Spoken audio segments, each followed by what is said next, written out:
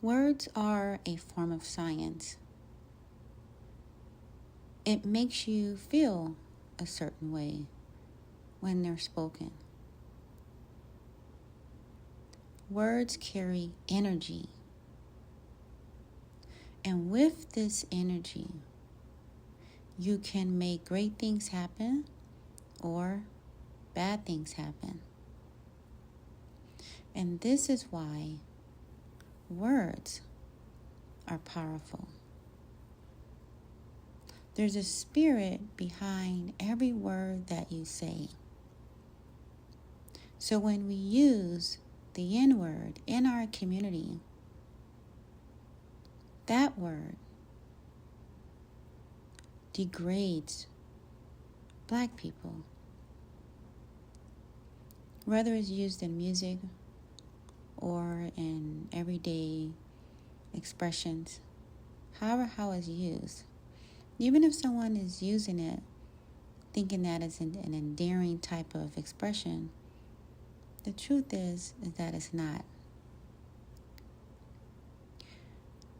When the N-word was created, it was created to demean Black people. And many Black people heard that word while they were being abused and killed. Now Black people, over time,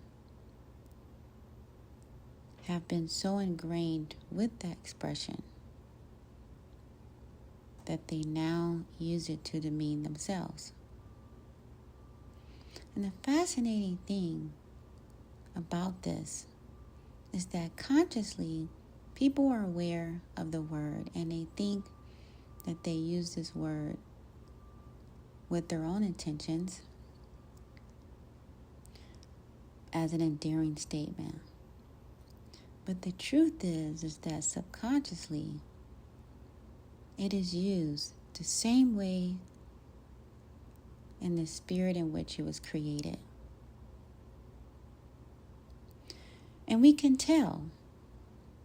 Let's test it out.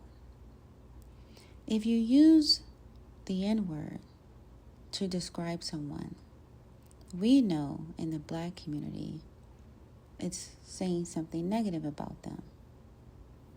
But if we use the word to describe us in a positive light, we use the word African or Black. So we know in that, as an example, that N-word has a spirit behind it. And that science of that word, it doesn't make you feel good.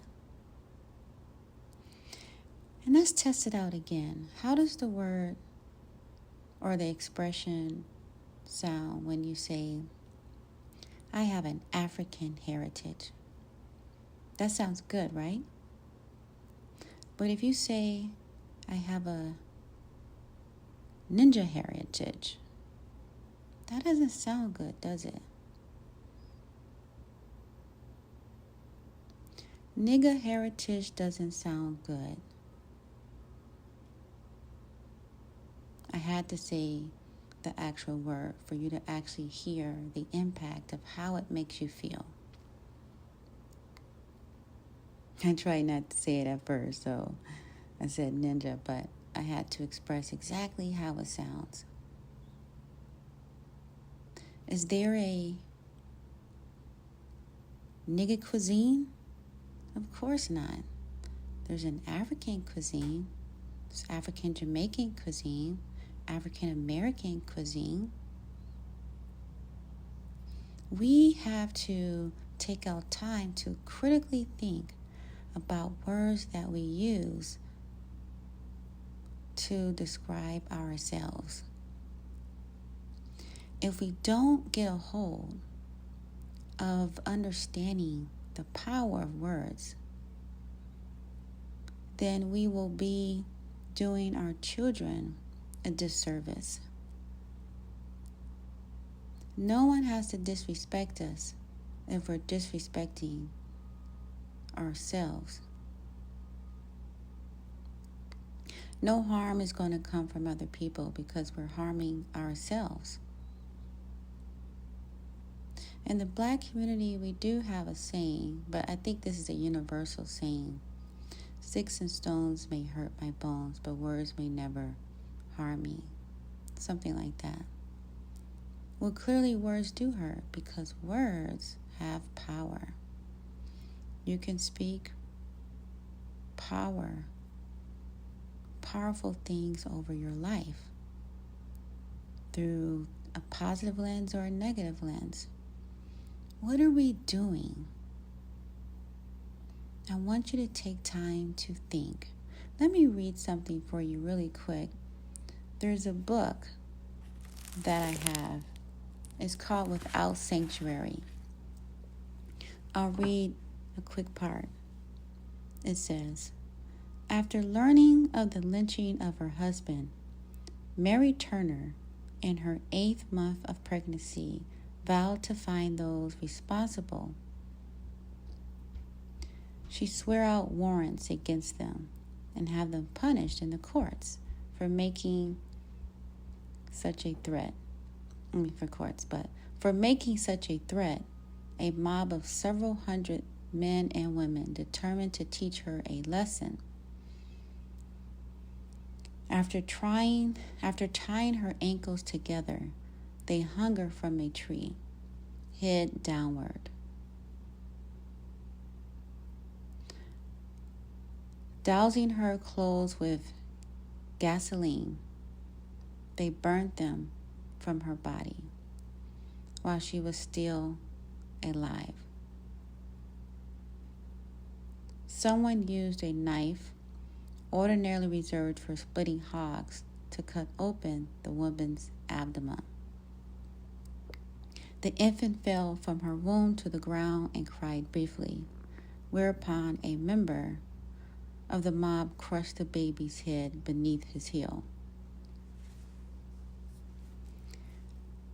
Now, I want you to think about that and understand that these things that have happened are a product of how someone thinks.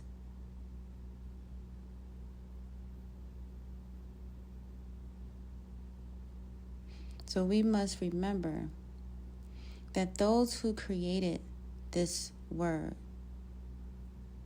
the Nword, is a product of how they think, just like how Mary Turner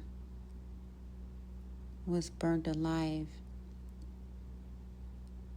and they killed her baby in such a barbaric way.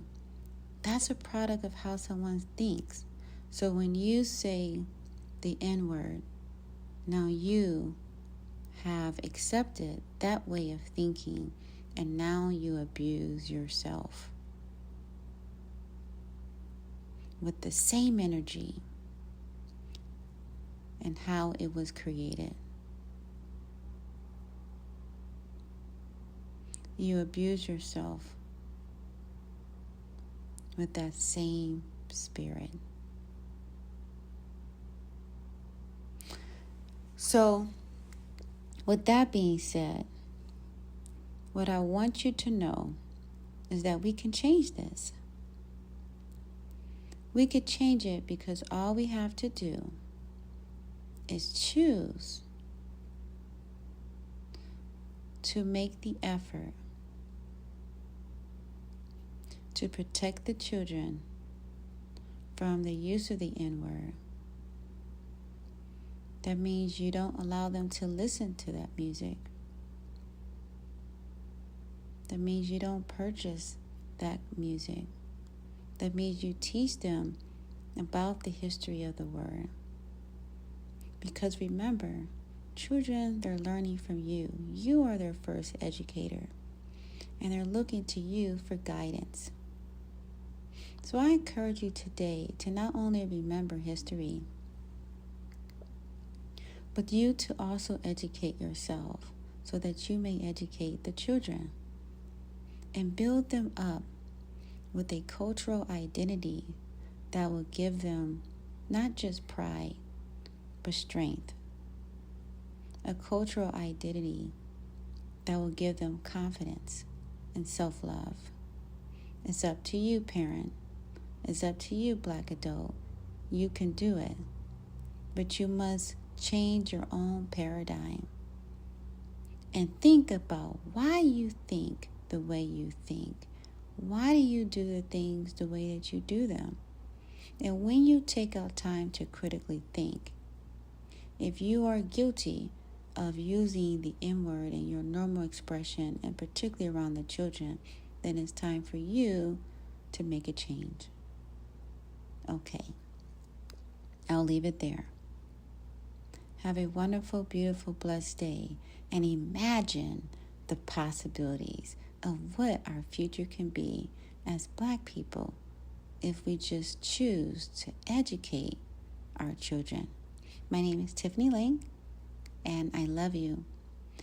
To learn more about what you can do and how to educate Black children, take the course, How to Educate Black Children. Available at tiffanytlang.com.